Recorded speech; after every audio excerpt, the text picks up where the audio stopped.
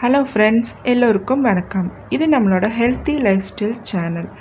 இன்றைக்கி நம்ம soya chunks அதாவது மீல் மேக்கரை வச்சு எப்படி கறி குழம்பு மாதிரியே ஒரு சூப்பரான டேஸ்ட்டில் குழம்பு வைக்கலாங்கிறத பார்க்க போகலாம். அப்படியே கறி குழம்பு மாதிரியே தான் இருக்கும் ஃப்ரெண்ட்ஸ். உங்களுக்கு கறி குழம்பு சாப்பிட்ட ஃபீலிங் இருக்கும். அது செய்ய நான் சோயாவை உப்பு போட்டு சுடுதண்ணியில் நல்லா வேக வச்சு வச்சுருக்கேன். மசாலாக்காக 1 ஸ்பூன் ஜீரகம், 1/2 ஸ்பூன் சோம்பு, 1 பட்டை, 1 கிராம்பு, சின்ன வெங்காயம் ஒரு 10, பெரிய வெங்காயத்தில் ஒரு பாதி கட் பண்ணி வச்சுருக்கேன், 4 பல் பூண்டு, அப்புறமா 1 கொத்து கருவேப்பிலை. தேங்காய் அரை மூடி தேங்காவை எடுத்து சொருவி வச்சுருக்கேன், மீடியம் சைஸ் தேங்காய். நெக்ஸ்ட் இதெல்லாம் நம்ம வறுத்து எடுத்துக்கலாம் ஃப்ரெண்ட்ஸ். அதுக்கு நான் ஒரு பேனில் 1 டேபிள் ஸ்பூன் தேங்காய் எண்ணெய் விட்டுக்கிறேன். நீங்கள் ரிஃபைனட் ஆயில் கூட சேர்த்துக்கலாம். இப்போ இதில் நம்ம சோம்பு, ஜீரகம், பட்டை, கிராம்பு அதெல்லாம் போட்டுக்கலாம். ஃபஸ்ட்டு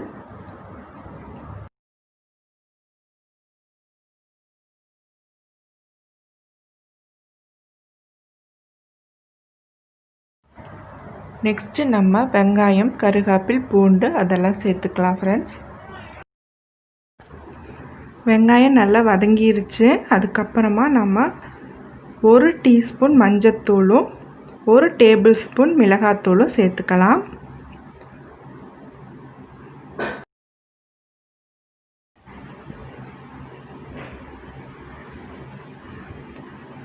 நெக்ஸ்ட்டு நம்ம 3 டேபிள் ஸ்பூன் மல்லித்தூள் சேர்த்துக்கலாம்.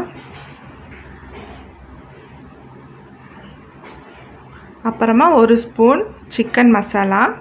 சிக்கன் மசாலா போட்டால் தான் உங்களுக்கு அந்த கறி குழம்போட டேஸ்ட் வரும். கடைசியாக நம்ம தேங்காய் சேர்த்துக்கலாம். நீங்கள் சிக்கன் மசாலாவுக்கு பதிலாக மட்டன் மசாலா கூட சேர்த்துக்கலாம் ஃப்ரெண்ட்ஸ். நீங்கள் கருவேப்பிலை இது அரைக்கும் போதே நீங்கள் வதக்கி சேர்த்துக்கிட்டிங்கன்னா அதோட சத்தெல்லாம் நமக்கு கிடைக்கும். இல்லாட்டி நம்ம அதை எடுத்து போட்டுருவோம் வெளியில். இப்போது இது வதக்கியாச்சு. சூடு ஆறுனதுக்கப்புறம் இதை நம்ம அரைச்சி எடுத்துக்கலாம். நெக்ஸ்ட்டு நம்ம ஒரு பேனில் எண்ணெய் சேர்த்துட்டு அதை கடுகு, கருவேப்பிலை போட்டு தாளிச்சுக்கலாம். வேக வச்சுருக்கிற சோயாவை நல்லா தண்ணி வெள்ளம் பிழிஞ்சிட்டு இதில் சேர்த்துக்கலாம் ஃப்ரெண்ட்ஸ். இதையும் ஒரு பெரட்டி சூடாக்கி விட்டுருங்க. அதுக்கப்புறமா நம்ம அரைச்சி வச்சுருக்கிற மசாலாவை இது கூட சேர்த்துக்கலாம். இதுக்கு தேவையான அளவு தண்ணியும் உப்பும் இப்போ நம்ம அதில் சேர்த்தாச்சு. இது ஒரு நல்ல கொதி வரட்டும். கொதித்து நல்ல பச்சை வாசமெல்லாம் போகட்டும். அது வரைக்கும் இது கொதிக்கட்டும்.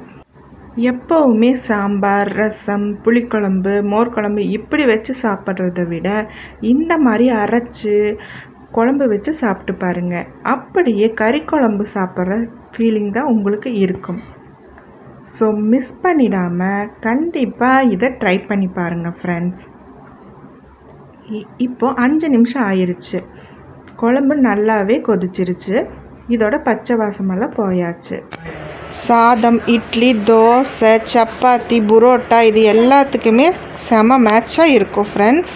சூப்பரான சோயா கறி குழம்பு ரெடி ஆயிடுச்சு ஃப்ரெண்ட்ஸ்.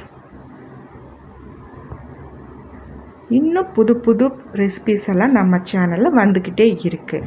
என்னோடய சேனல் உங்களுக்கு பிடிச்சிருந்தால் லைக் பண்ணுங்கள், ஷேர் பண்ணுங்கள், மறக்காமல் நம்ம சேனலை சப்ஸ்கிரைப் பண்ணுங்கள்.